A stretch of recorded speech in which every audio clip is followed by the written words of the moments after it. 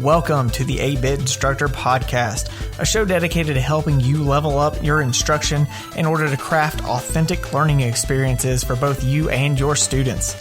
I'm your host, Lee Tucker, a high school English teacher and ed tech enthusiast, and I want to join you on your journey to becoming the best instructor that you possibly can.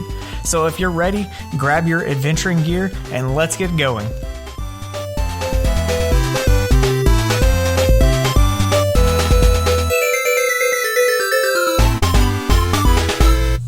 Hey, what is up, 8-Bit crew?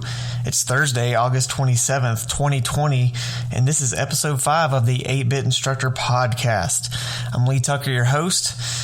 Today I've got some interesting lessons from a video game later on, and we'll take a look at the question of the week. But first, a little bit of news and updates, and then we'll take a look at a little golden nugget from the treasure chest. So as far as some personal news, we did start classes this week. I'm teaching a hybrid form of in-face class along with some online students. And I got to say, it's quite tough. The time that's involved in kind of checking up on online students versus teaching in the class has definitely an adjustment that I'm having to make, and I know some of you out there are doing some hybrid models as well. So those of y'all who are doing that and maybe struggling with finding the time, hang in there, keep it up, and if you find any tips on how to do that better, let me know, because I'd love to see how that's working. I know a lot of you are getting back into the sort of normal routine of school in different contexts. Some of y'all are still completely digital. Some of us are hybrid. Maybe some of y'all out there are just 100% face-to-face. But whatever your context is, hang in there. Keep doing your best. That's all we can really do this year, right? In some other news and updates from Google, Google is working on a Google News initiative, which is essentially they are partnering up with several news publication companies, both here and internationally, to create quality content from publishers. The goal of the project is to create something that gives readers more context and journalistic perspective on news stories, as well as helping publishers distinguish editorial voices. And they're currently working on testing some features with publishers and all that. But the Google News initiative is actually a pretty interesting idea. It's something that I think can be utilized pretty well in the classroom, because one of our goals a lot of times is to help students understand bias in media and being able to evaluate a news source appropriately to ensure that they are getting quality information and being able to sift through what might be facts versus what might be some editorialized content. So it's a pretty cool thing that Google is doing out there. And that's really all the news updates that I have as far as anything I've seen connected to the education world. So why don't we go ahead and let's open up the treasure chest for today. So my little gold nugget of wisdom today is more of a thought than anything. And it's just this simple idea: you set the tone. So in our current context, there's a lot of struggle with, students, with us, struggles that we're having. Just keep in mind that you set the tone in your class. Whatever's going on outside your classroom door, whatever is going on inside of you, inside of your students, you are the one that sets the tone with what happens in your classroom. If you come in with a real negative attitude and a lot of pessimistic words, your students are going to feed off of that. If we come in with a positive, optimistic outlook, sure, a lot of us are not in the best situation, but if we can approach what we're doing in class with the students that we have with a positive attitude, then they are going to respond. I've already with some interactions with my students, I've noticed several of them are having a difficult time finding the positive. So it's one of my goals is to try to help them see positive things that are going on. And a lot of that starts with me coming in with that positive attitude. So as you're going throughout your days, as you're teaching your classes, look at finding the good, look at trying to stay positive and as optimistic as possible and set that tone for your students. It might take some time to get some of them to come around, but eventually the majority of them will feed off of that positive energy and see some positive results. So get out there, set that positive tone, and let's make sure we are doing our best to influence our students as best we can. So there's my treasure chest today. We've got an actual boss battle today because next up, I'm going to be talking about The Legend of Zelda.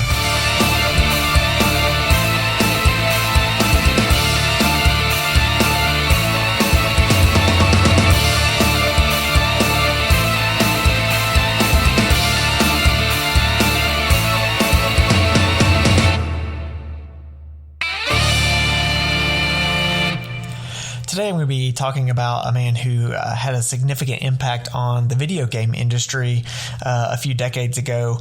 And we're not just looking at the idea of the video games, but how we can take some of those ideas and principles and utilize them in our class.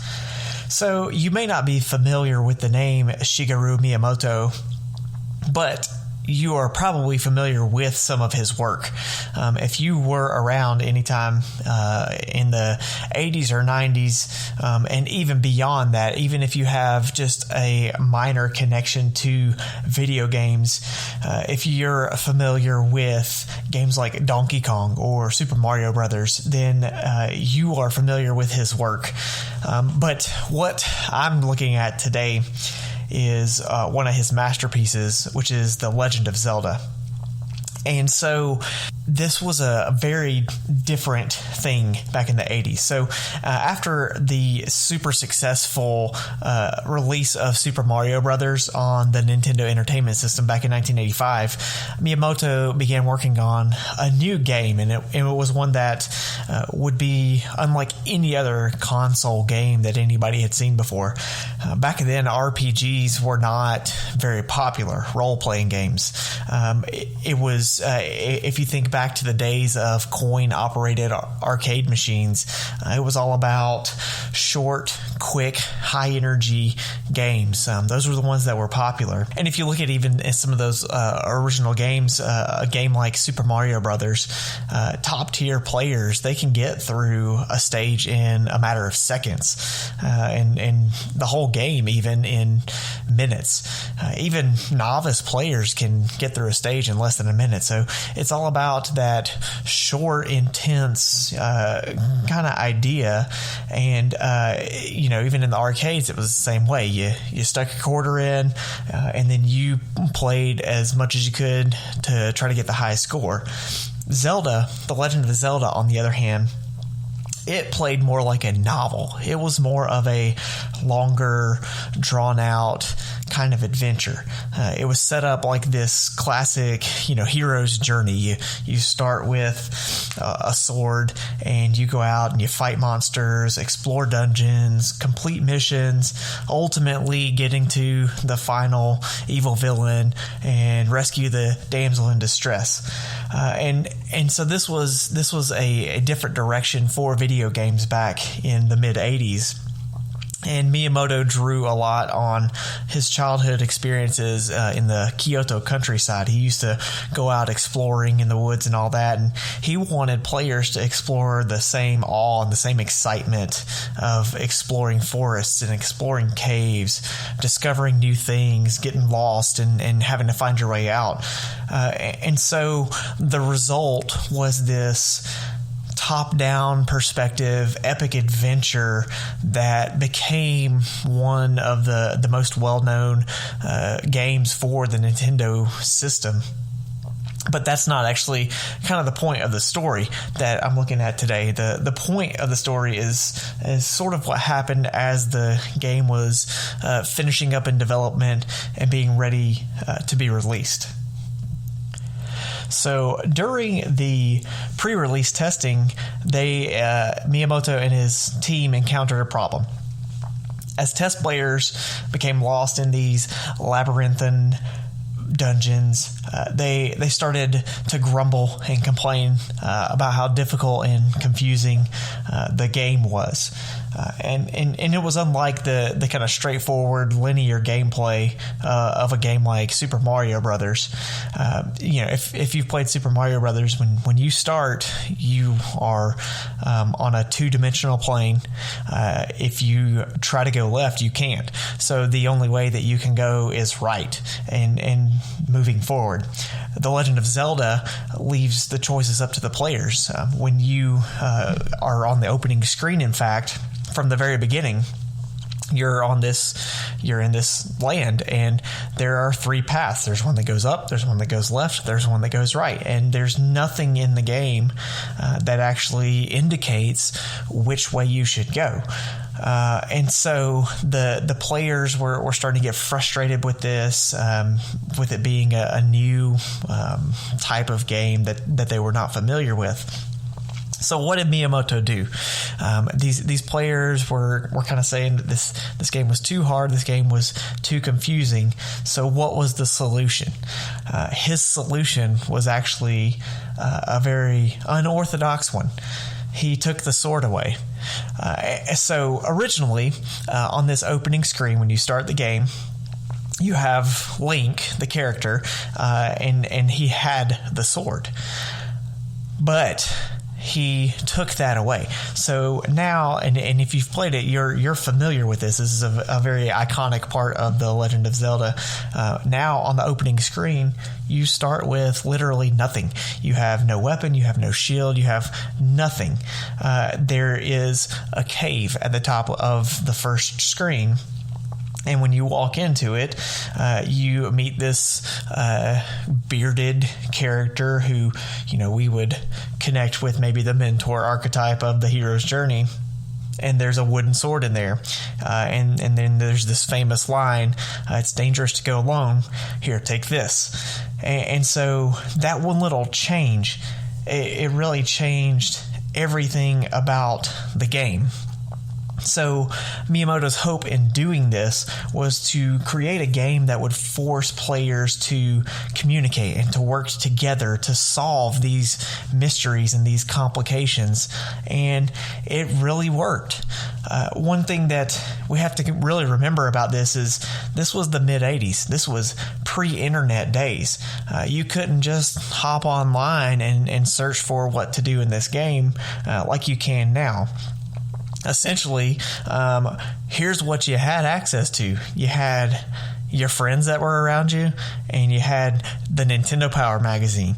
And if any of you were ever, gamers back in the 80s, 90s, you knew the magic that was Nintendo Power.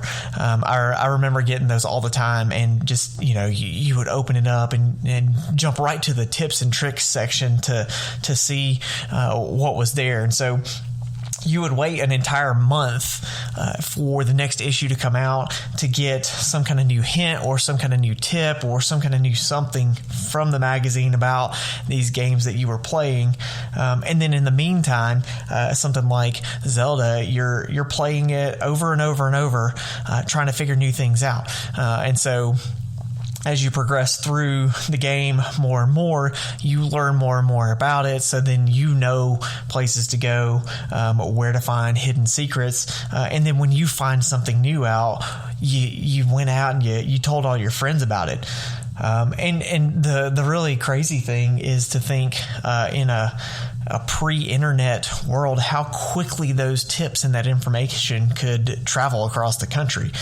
You went out and told your friends, and then they told some of their friends, and then maybe one of them told a cousin who took it to a different city and all that. And so it became this kind of thing where it was more about working together and sharing information with others rather than just trying to figure it out all by yourself.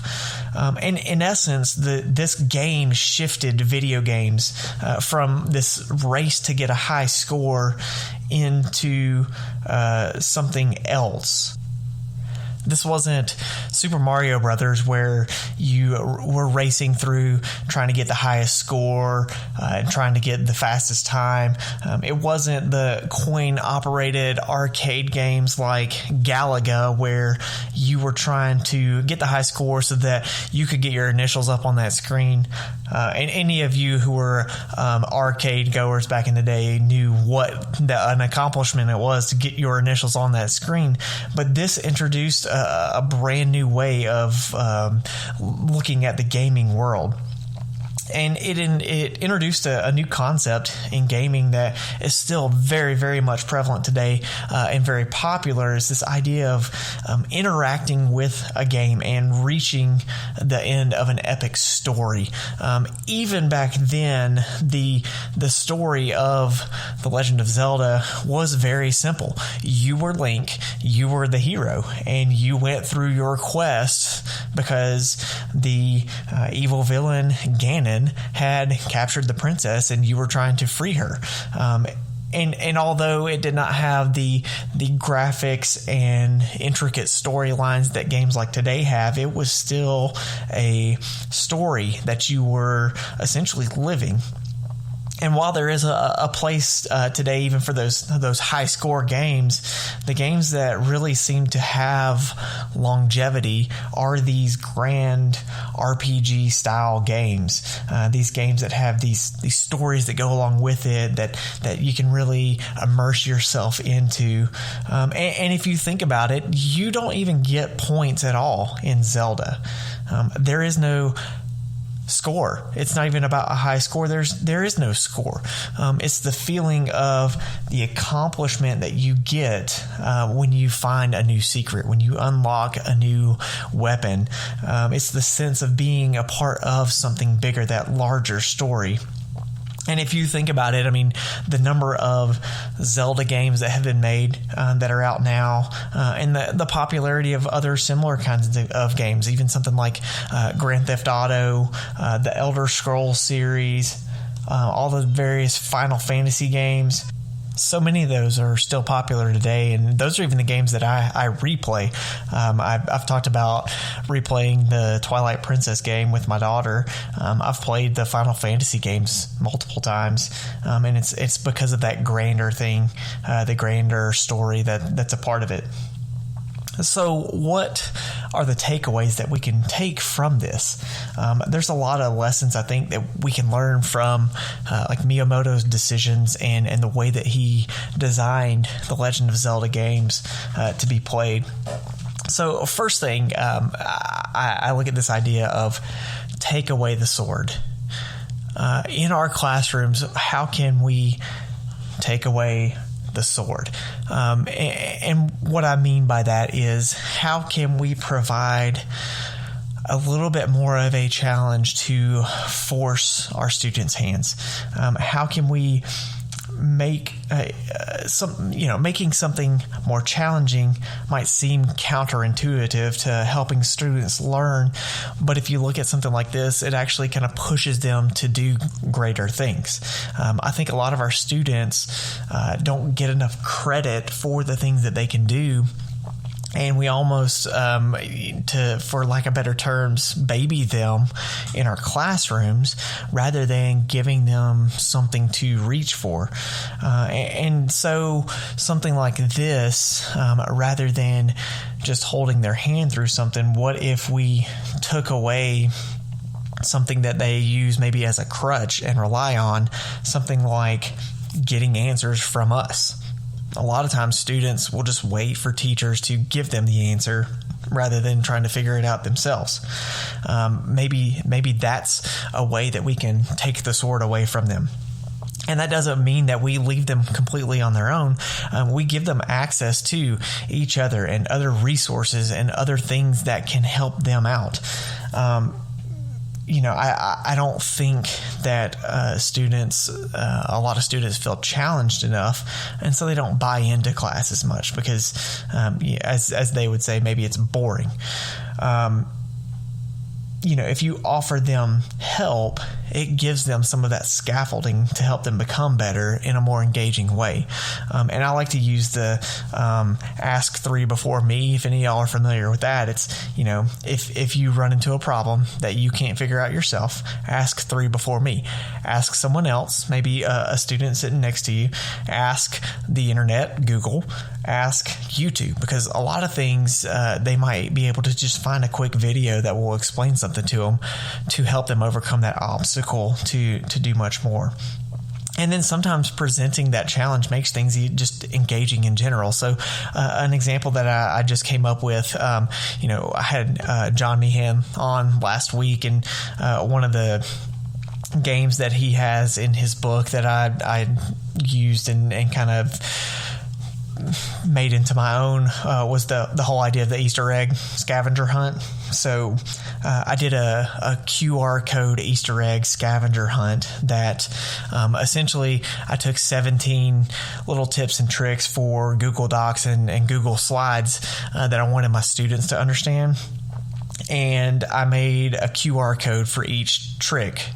And then I printed those QR codes out, and I have kind of hidden them in plain sight around my classroom. And their job, it's kind of like an extra credit thing, is to find all 17 of those tips and then, turn it in and all that kind of stuff. But the idea is, I could just as easily have created a list of 17 tips for Google Docs and Google Slides.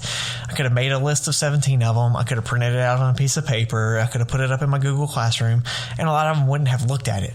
But by presenting that challenge of, can you find all of these, that engages them a little bit more. And no, maybe not every student will do that one, but it does make it more enjoyable for them, and it gives them something to kind of overcome. So think about that. What are ways that we can take away their sword, that we can add just a little bit more of a challenge to push them into that engaging activity. The other thing that I took away from this is give them some autonomy.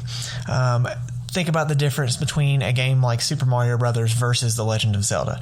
In Super Mario Brothers, we start, the only place that we can go is right, and then we figure it out from there. This, on the other hand, when you start the original Legend of Zelda game, you have three options. You got up, you got down, you got not down, you got up, you got left, and you got right. So players from the very beginning choose where they want to go. And in fact, you could theoretically do this in the original game, and you could theoretically do this in a lot of the Zelda games. Is they could actually go theoretically to the very end of the game and fight the final boss before they did anything else.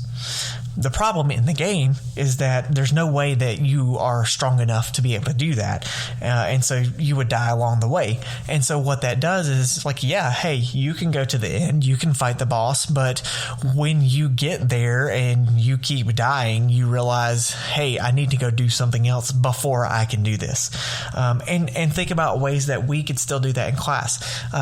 Just to throw just kind of a hypothetical example out there, I might say like, hey, yeah, you can go take my final exam right now. You could do that if you wanted to. But if it's hard enough and it's challenging enough that they would not get a perfect score on it, maybe, it might push them into saying, okay, let me step back and let me go do and learn some of these ideas and some of these concepts before I decide to go take that. And so they kind of realize they have to get stronger. They have to learn more. They have to use educational terms, scaffold up to it. And then, of course, you probably have students who might be starting with what I might call the Master Sword. The Master Sword is the strongest weapon in the game. And that's the only way that you're essentially able to defeat these tough villains. Maybe some of your students are on that higher level. That gives them the option of moving on to things that would be challenging to them rather than just making everybody do the same thing. So autonomy is another great takeaway from the Legend of Zelda series. Another one, which is a fairly quick one, is the difference between Zelda and other games. Zelda is all about the story, whereas the other games are all about the points and the high score. And I think we all know what we're talking about when we talk about points and we're trying to connect it to our classrooms. Essentially, we're looking at grades. And so one of the takeaways is working on shifting the focus of class from grades to something bigger. And that doesn't necessarily mean that we're not having grades for stuff in class. I mean, that's just a reality, and that's something that we have to do. But can we shift the focus away from that and focus more on the story and on the learning? And in fact, later on this year, I've got an interview with Yu-Kai Chow, who wrote a great book about gamification and has broken it down into some core principles that might help you look at being able to transfer the focus from the grade into what we might call the story. So be on the lookout for that later on in the year. But think about if it's just about the grade, and you know how students are with this. If it's just about getting a grade, then there's not a lot of learning going on. It's just memorizing until they take the test, and then they forget about it.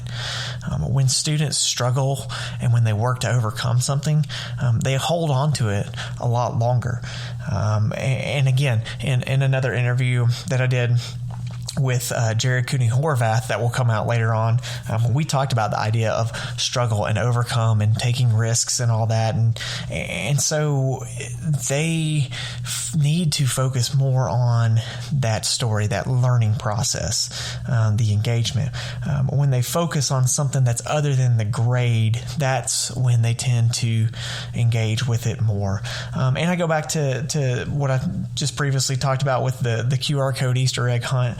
Again, I could give them all that information, but that would be more of the points thing. Here, learn these, like memorize these 17 things. But when it becomes a hunt, it becomes a story. It becomes something that they're involved in. So think of ways that you can connect things that you do to some kind of bigger story.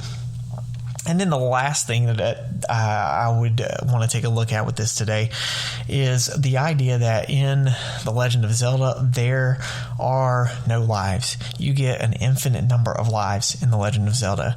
And if you die, you just start over. You still have all the same gear and all of that. You just start over at the beginning. So if I'm all the way across the map and I die, I didn't lose the shield that I gained, but I have to get back there. I have to, walk all the way back across the map to do it again.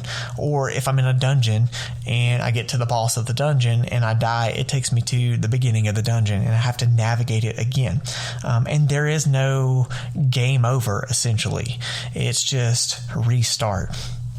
And so the question I would pose about this is, in your class, how many lives do you give your students?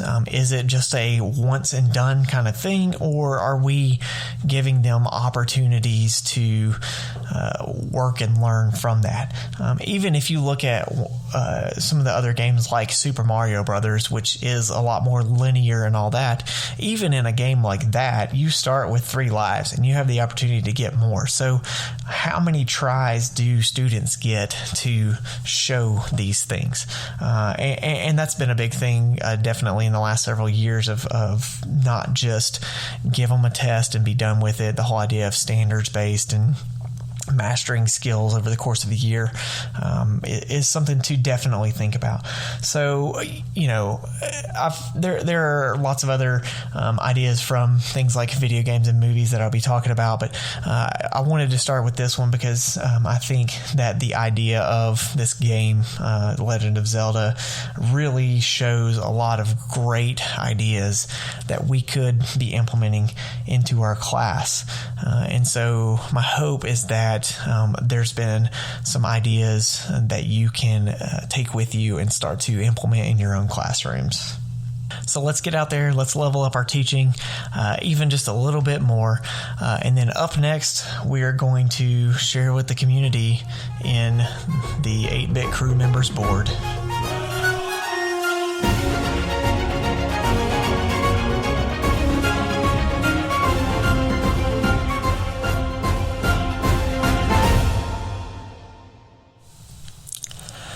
So this week's question of the week, I want to know, what do you do to challenge your students? And I'm not necessarily talking about big, giant challenges. I'm looking more at smaller things, similar to sort of what I talked about with taking the sword away in The Legend of Zelda. What are some of those small things that you do to help push your students past what they can do to push them toward achieving greater things? So how do you challenge your students in class? You can respond on Twitter using the hashtag 8bitcrew or tag me at Comic Socks. You can also post responses in the comment section on the show notes page at 8bitinstructor.com. Well, that will just about wrap up this episode. Thanks so much for listening. Make sure to connect with me on Twitter at Comic Socks, and you can use the hashtag 8bitcrew. If you enjoy the show, make sure to subscribe at whatever podcast app you use to listen, and leave a review for me as well. But most importantly, tell others about the show and share. If you want to support the show, visit my Patreon page at patreon.com/8bitinstructor. Keep getting out there and leveling up your teaching craft. And until next week, keep your sword sharp and your shield strong.